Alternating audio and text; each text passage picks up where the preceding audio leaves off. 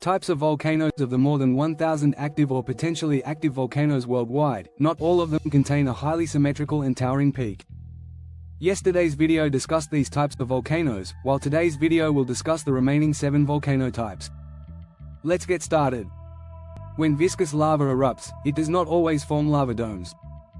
In very rare cases, viscous lava cone volcano, typically of an andesite to dacite composition, can be associated with eruptions that have a low gas and volatile content, making them less explosive than a typical lava dome forming eruption. As a result, viscous lavas will repeatedly travel downslope, albeit not very far, and pile on top of one another to form a type of volcano known as a lava cone. The most catastrophic eruptions in the world often eject many cubic kilometers worth of lava, caldera volcano, either effusively or explosively. When this occurs, it can cause the underlying magma chamber at depth to drain, causing structural instability in the crust overlying it. This can then cause the crust to collapse downwards to fill the pockets of air in the magma chamber, which forms a circular depression in the ground known as a caldera. These calderas are typically at least 2 kilometers across, but in some circumstances can form to be more than 100 kilometers across if thousands of cubic kilometers of magma was removed. If a volcanic eruption occurs underwater, submarine volcano, the pressure from said overlying water will impact how it occurs, generally making eruptions at deep submarine volcanoes less explosive.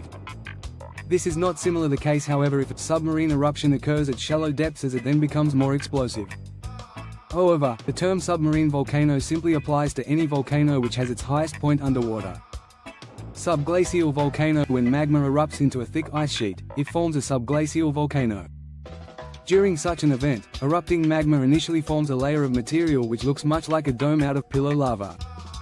As eruptive activity continues, the heat melts significant volumes of overlying ice, creating a thick glacial lake in the volcano. After the glacial lake develops, eruptive activity shifts to a more explosive phase, depositing a rock type known as hyaloclastite. If this eruption occurred from a singular primary vent rather than a fissure and stopped at this point or a prior phase underneath a glacier, the resulting landform would be known as a subglacial mound. However, things change if the eruption continues.